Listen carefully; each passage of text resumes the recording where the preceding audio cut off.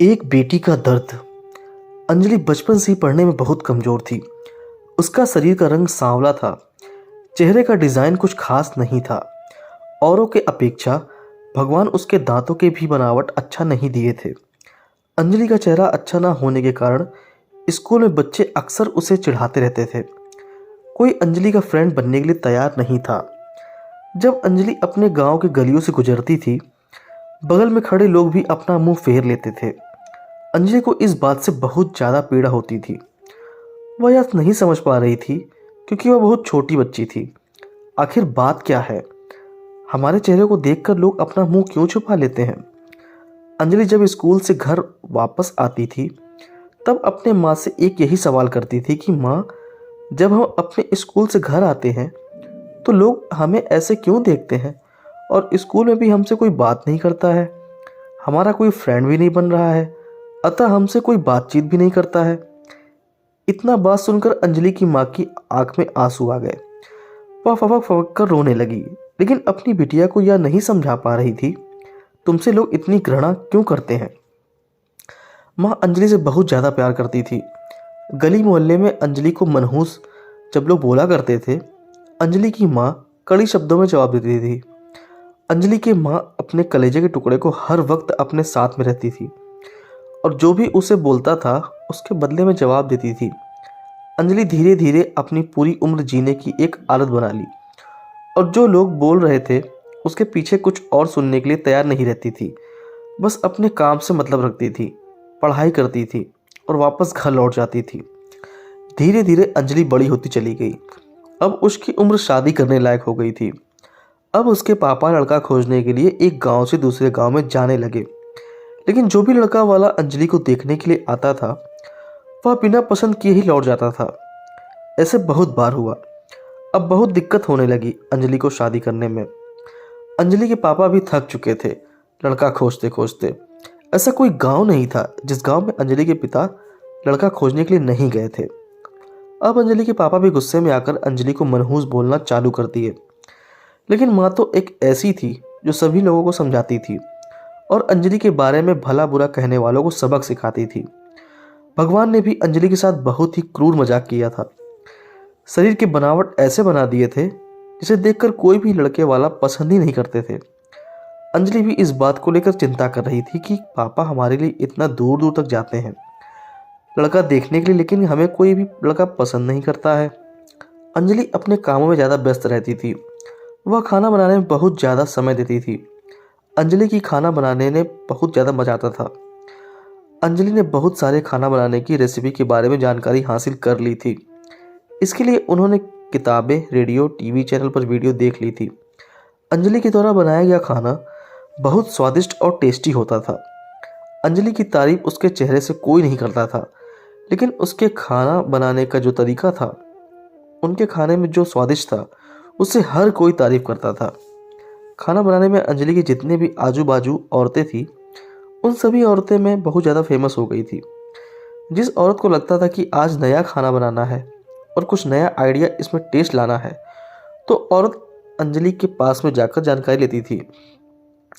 बहुत सारे औरत यह भी सोचती थी कि अंजलि की तरफ बनाए गए खाना को हम सीख लें, लेकिन यह उन सभी के बस की बात नहीं थी। अंजलि के हाथ में ऐसा जादू था जो अंजलि के इस कला को कोई सीख नहीं पाया। अंजलि का जीवन और उसका लाइफ चक्र उतार चढ़ाव में कटता रहता था। माता पिता और रिश्तेदार बहुत कोशिश कर रहे थे कि अंजलि की कहीं ना कहीं शादी हो जाए। बहुत कोशिश के बाद माँ पापा ने एक लड़का वाले को मना लिया था। वे सब अंजलि को देखने के लिए घर पर आने वाले थे। अंजलि को इस बात की खबर लग जाती है कि हमारी शादी होने वाली है। अंजलि दुखी हो जाती है और गुस्सा करने लगती है और अंजलि रोती हुई कहने लगती है कि आप सब इतना सारे लड़के वालों को देखने के लिए बुलाते हो, लेकिन कोई हमें पसंद नहीं करता है और जो भी आता है हमारा मजाक बनाकर चला जाता है। आप सबकी बदनामी होती है। गांव समाज बोलता है कि लड़के वाले देखने आए थे और अंजलि को पसंद नहीं किए। गांव वाले भी कहते हैं कि पता ना उसके मम्मी पापा कैसे उसको जन्म दिए हैं। इस मनहूस की कहीं शादी तय ही नहीं हो रही है। अंजलि की माँ ने अंजलि को समझाया कि शादी में अक्सर ऐसा होता रहता है। हर कोई किसी को पसंद नहीं होता है। जिसे तुम पसंद आ जाओगी वो तुमसे जरूर शादी कर लेगा। तुम अपना ख्याल रखो, तुम अपने आप पर ध्यान दो। कौन तुम्हें पसंद करेगा या नहीं करेगा, या तुम उनके ऊपर छोड़ दो। अगले दिन लड़के वाले अंजलि को आने वाले थे, लेकिन अंजलि उसी दिन सुबह में ही सच संवर कर कहीं निकल गई थी। लड़के वाले घर पर आते हैं, लेकिन मम्मी पापा को नहीं पता था कि अंजलि कहाँ गई है। जब लड़की देखने की बारी आती है तो अंजलि घर में कहीं नहीं थी। लड़की वाले इस पर गुस्सा हो जाते हैं और खूब खरी खोटी सुनाते हैं अंजलि के मम्मी पापा को। वैसे भी पापा अंजलि पर बहुत ज़्यादा गुस्सा करते थे, लेकिन उस दिन की हरकत से अंजलि के पापा के ऊपर खून सवार हो गया था। अंजलि ने अपने पापा को गुस्से से में पागल कर दिया था। उस दिन अंजलि के पापा ने उसके मम्मी पापा पर सारा गुस्सा उतार दिया। अंजलि के पापा ने उसके मम्मी को बहुत भला बुरा कहा कि यह सब तुम्हारी सर पर चढ़ाने का नतीजा है। तुम्हारी ही वजह से आज अंजलि ऐसी हरकत कर रही है। अब शाम का वक्त होने वाला था। अंजलि घर को लौट चुकी थी। अंजलि के चेहरे पर बहुत ज़्यादा खुशी थी और उसके हाथ में एक चेक था। अंजलि कोई एक सर्टिफिकेट लेकर आई थी। अंजलि ने अपने उपलब्धि के बारे में अपनी मम्मी से कुछ बोलने ही वाली थी कि इसी बीच अंजलि की मम्मी ने उसको खरी खोटी सुनाना शुरू कर दिया। उसकी मम्मी ने अंजलि को इतना खरी खोटी सुनाई कि अंजलि सपने में भी यह नहीं सोच सकती थी कि मम्मी आज हमें इतना भला बुरा बोलेगी। इससे पहले अंजलि की मम्मी ने अंजलि के लिए इस तरह के शब्दों का उच्चारण कभी नहीं किया था। अंजलि की माँ ने एक बात बोली कि बाकी सब लोग सही कह रहे थे कि तुम सच में मनहूस हो। आज तुम्हारी वजह से सब कोई परेशान है। अच्छा तो होता कि तुम पैदा होते ही मर जाती। आज यह दिन हमें देखने को नहीं पड़ता। गांव घर में हम अपना सिर नहीं उठा पा रहे हैं। अंजलि इस वाक्य को सुनकर अवाक थी। वह कुछ बोल नहीं पा रही थी, क्योंकि जब अंजलि बोलने की कोशिश कर रही थी उसकी मम्मी के शब्दों से उसकी आवाजें दब जाती थी। अंजलि चुपचाप निठुर भाव से खड़ी थी। अंजलि की आंख में आंसू बह रहे थे।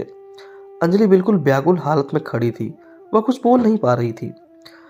अंजलि अपने माँ से एक ही सवाल कर रही थी, माँ क्या मैं इतनी बदनसीब हूँ कि मुझे आप मारना चाहती थी? क्या मैं मर जाऊँ? मैं इतनी बुरी हूँ? आप मुझे मारना चाहती थी? मैं ऐसी क्या गलती कर दी हूँ? अंजलि के द्वारा बोली गई एक भी बात का असर उसकी मम्मी पर नहीं था। अंजलि की मम्मी काम कर रही थी और गुस्से में अंजलि के ऊपर में अनेकों बातों का प्रहार कर रही थी। अंजलि निठुर भाव से अपनी मम्मी की ओर देख रही थी और उसकी बातों को सुन रही थी। आंख से आंसू बह रहे थे, लेकिन अंजलि चुपचाप खड़ी रही। अंजलि एक ही सवाल कर रही थी, माँ क्या आप मुझे मारना चाहते हो? गुस्से मम्मी ने भी बोल दिया, हाँ। अंजलि बिना एक पल बिताए ही सीधा अपने कमरे में जाकर दरवाजा बंद कर लेती है। 1-2 मिनट के बाद मम्मी का गुस्सा शांत होता है। तब अंजलि की मम्मी को अपनी गलती का एहसास होता है। उसकी मम्मी अंजलि के रूम की तरफ गई और दरवाजा खोलने के लिए बोली, लेकिन अंजलि ने अपने रूम को अंदर से बंद कर लिया था। अंजलि की माँ ने जब देखा कि अंजलि अंदर से दरवाजा बंद कर ली है, अंजलि की माँ ने सोचा कि यह कोई गलत कदम न उठा ले। इसलिए अंजलि की मम्मी ने उसके पापा के पास तुरंत कॉल किया, तुरंत घर आने के लिए कहा। दोनों ने दरवाज़ा खोलने के लिए काफ़ी कोशिशें की, लेकिन अंजलि ने दरवाज़ा नहीं खोला। कुछ समय बीतने के बाद अंजलि के पापा को एहसास हो गया कि अंजलि ने कुछ गलत कर लिया है। अंजलि के पापा ने तुरंत दरवाज़ा को तोड़ दिया। अंजलि के मम्मी पापा ने के अंदर का सीन देखा तो अवाक रह गए। अंजलि ने दुपट्टे का फंदा बनाकर पंखे से लटक रही थी। अभी ज़्यादा वक्त नहीं हुआ था, वह सिर्फ बेहोश हुई थी। माँ और पापा ने तुरंत उसे उठाकर पंखे से अलग किया, फिर गले से दुपट्टा निकाला और बेड पर अंजलि को लिटा दिया। स्थिति को देखते हुए उन्होंने तुरंत डॉक्टर को कॉल किया। माँ की नज़र अपनी लाडली बेटी अंजलि के मुट्ठी बांधे हाथ पर पड़ जाती है। हाथ में एक चिट्ठी रहती है और टेबल पर पड़ी 5 लाख का चेक मिलता है, जिसमें 5 स्टार होटल में शेफ की नौकरी करने के लिए एक कंफर्मेशन लेटर था। उसी कंफर्मेशन लेटर और चिट्ठी को लेने के लिए अंजलि बाहर गई हुई थी। कुछ समय के बाद डॉक्टर आते हैं और अंजलि का इलाज करते हैं। डॉक्टर अंजलि के चेकअप करने के बाद बोलते हैं कि शुक्र है लड़की बच गई। कुछ सेकंड और देर होता तो आज ये लड़की हम सबके बीच नहीं रहती। अंजलि बेड पर बेहोश अवस्था में पड़ी थी। डॉक्टर ने बोला कि अंजलि धीरे धीरे कुछ घंटों में ठीक हो जाएगी। मैं दवा लिख दे रहा हूँ, जिसे आप मेडिकल स्टोर से मंगा लीजिए। माँ और पापा ने उस चिट्ठी को खोलकर पढ़ा, जिसमें कुछ इस प्रकार से लिखा था, मम्मी और पापा, मैं जानती हूँ कि मैं जन्म से लेकर आज तक कोई ऐसा कार्य नहीं की जिससे आप लोगों को गर्व महसूस हो, लेकिन मैं आपसे बताना चाहती हूँ कि मैं खाना बनाने में नेशनल लेवल कंपटीशन को जीत चुकी हूँ। इसमें मुझे 5 लाख का चेक और प्रथम स्थान मिला है।